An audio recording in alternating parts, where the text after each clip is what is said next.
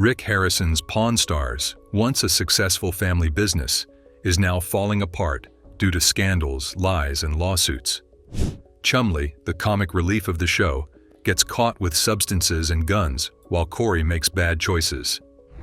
The truth about the show comes out, and the truth about the family's fall is worse than you think. Rick's own mother, Joanne Harrison, accused him of manipulating her into signing over her stake in the business while she was recovering from a coma. She sued, claiming she was owed hundreds of thousands in missing cash and assets. Rick denied it all, blaming outside influences. However, a legal battle dragged the family's name through the mud, but a revelation threatened to shatter everything. Beos Harrison had his own set of troubles, including public intoxication, property damage, and a lawsuit over a wrecked RV. One bad decision after another raised questions about the authenticity of the show's transactions. When it seemed like things couldn't get worse, Rick's son took the chaos to a whole new level, a crime so serious and unforgivable that it landed him behind bars for life. The Empire's reputation has been slowly rotting for years, with every scandal, lawsuit, and betrayal chipping away at what once seemed untouchable. The Pawn Stars show the legacy all tainted, and the Empire stood on shaky ground with every scandal, lawsuit, and betrayal chipping away at what once seemed untouchable. Corey, the protagonist, spirals into drunken bar fights, reckless behavior, and financial disputes.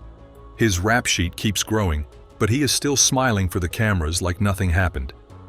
The truth is that Pawn Stars has become less about history and more about damage control, becoming a reality show clinging to relevance. The reality show, One by One, was a show that became a scandalous soap opera with fake scenes and exaggerated prices. The show's credibility was lost as the appraisers were exposed, and customers began questioning the authenticity of their appraisals. The lawsuits against the shop led to angry customers accusing it of shady dealings, misleading appraisals, and fraud. Rick, an engineer who used to work on Tucker automobiles, built a unique bike that could fetch anywhere from $12,000 to $20,000. However, most of these bikes were destroyed or vanished off the face of the earth. Rick's son, Chumley, was one of the owners of one of these bikes, which was pristine, never repainted, and tampered with. Rick's reckless choices made everything worse, and Chumley received a fat bonus of $1,111,000 in cash. Chumley decided to invest his savings in a jeweler to get gold teeth for his bike. Rick tried to invest in Apple or Google, but Chumley didn't hear any of it in his mind. He decided to buy the gold teeth, strutting them out and envisioning his blinged-out smile dancing in his head. The show's reputation was damaged, and the business struggled to recover from the backlash. The show's reputation was further damaged when Rick's son, Chumley, stole a bike worth $50,000. The show's failure to recover from the backlash and the subsequent lawsuits further weakened the business's reputation. The story revolves around a man named Chumley who is in the process of buying a car that he believes will be a treasure. The car, which has been painted with expensive wheels and a custom sound system, is a classic example of a junker's car. The seller, who has many cars, is hoping to sell it for $2,500, but the car is a money pit. The seller's decision-making skills are questionable, as he believes that the car is worth $11,000 alone.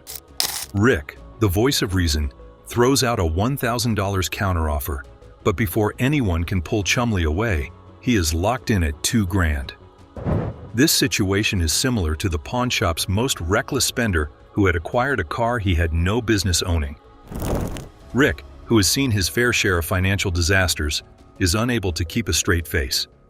He is locked in at $2,000, just like the pawn shop's most reckless spender. The next stop is Customs, a shop that specializes in turning bad ideas into even worse ones. Chumley returns a few days later, grinning like an idiot ready to unveil his masterpiece spoiler. Rick, who has seen his fair share of financial disasters, cannot keep a straight face. $2,000 was bad enough, but now Chumley has sunk an extra $3,000 into the car, totaling $5,000.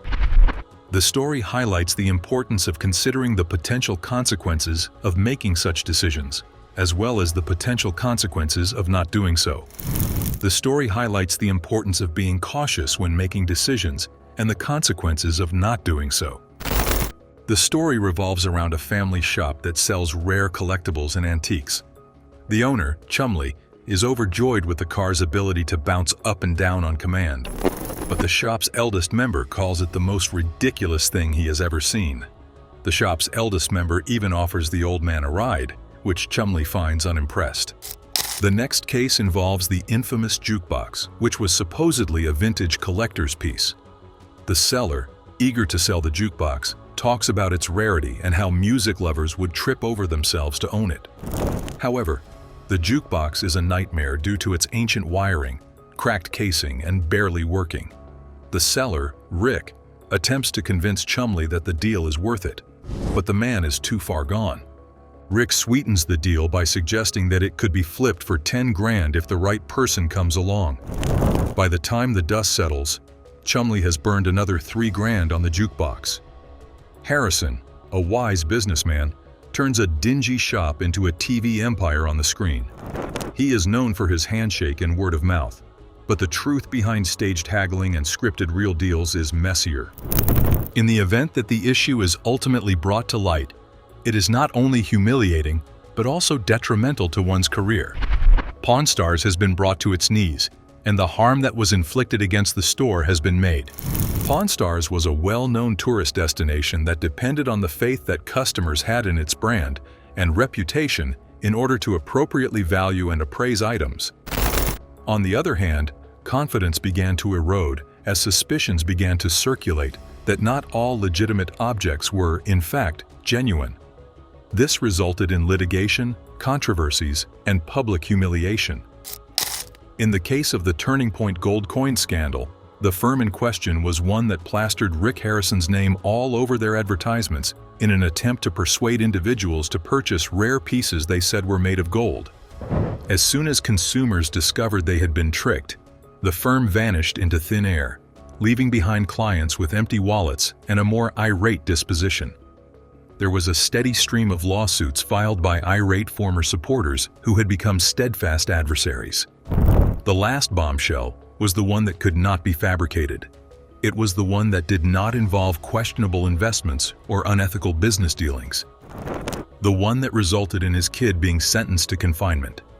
Not for a few months, but for a couple of years for the rest of his life. Although Pawn Stars had been a well-oiled machine that created entertainment out of mundane transactions, the program was nothing more than a show that had been planned, polished, and edited for the purpose of creating the appearance of television. Illusions are not permanent, and the truth that was much more unpleasant was even more unpleasant. Trust was the foundation upon which Rick Harrison built his empire, but he then proceeded to destroy it one controversy at a time. Tales were told by employees who had been working at the store for a considerable amount of time regarding how things were really conducted. These tales included backrow transactions, manipulated sales, and stage interactions that were meant only for the purpose of providing entertainment rather than for the purpose of conducting legitimate business operations. Those who were on the inside started talking to workers who had been working at the company for years, and they discovered that the reality program had never truly been true at all. Pawn Stars was a fiasco that resulted in a loss of confidence and reputation, as well as a wave of public embarrassment and litigation. In conclusion, Pawn Stars was a disaster,